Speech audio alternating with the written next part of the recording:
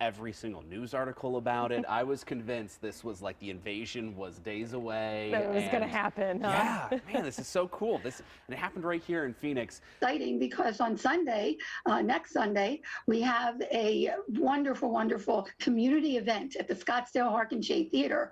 Our own rock star and Phoenix Lights witness Alice Cooper is going to be doing a remote Q&A. And I have to say, for anybody that doesn't know about the Phoenix Lights, while thousands of people were looking skyward for a glimpse of the Hale-Bopp comet, they also caught a glimpse of Mile, and we learned from the National UFO Reporting Center just a couple years ago that one of these phenomena, whether they were these orbs in rock solid formation in V shape or boomerang shape, and that's my video, by the way, showing right now, or actual craft. There were 10 different craft. If people go to the Phoenix Lights Network website, they can look at the illustrations, beautiful illustrations by Larry Lowe, as well as animations. 2 or more people had to see the same craft.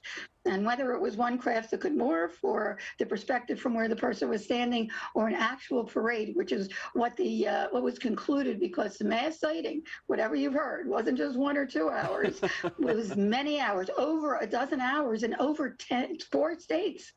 Peter Davenport at Seattle's UFO Reporting Center, a place that gathers reports from all of you on what's going on out there. And what's going on out there tonight includes some rather strange occurrences in Arizona. Here is Peter Davenport. Peter. Good evening, Art. Hi. What in the world is going on? Well, I'm not sure myself, but it's been a very busy night in the skies above Arizona tonight.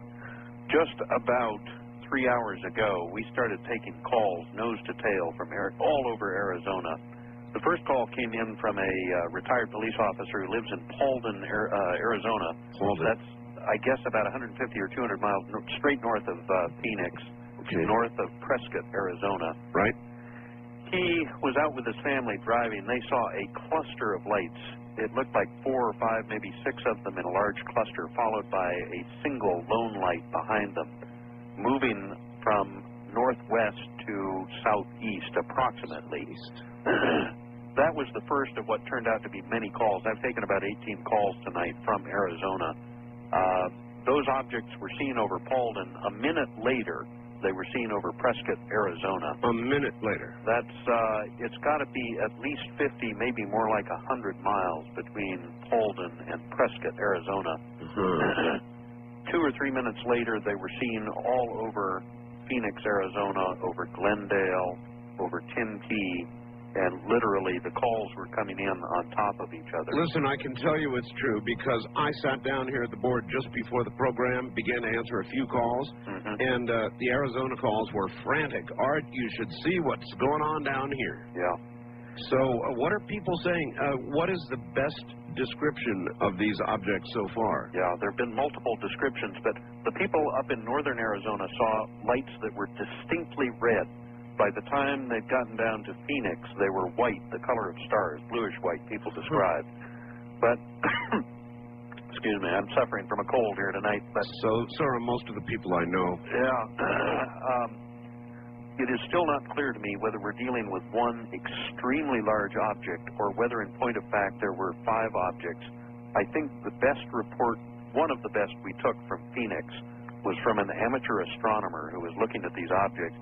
He apparently has very good vision. He was able to discern that each one of the 5 lights that he was looking at itself individually was made up of 2 lights, 2 faint lights. It looks to me as though we are dealing with a fleet of objects.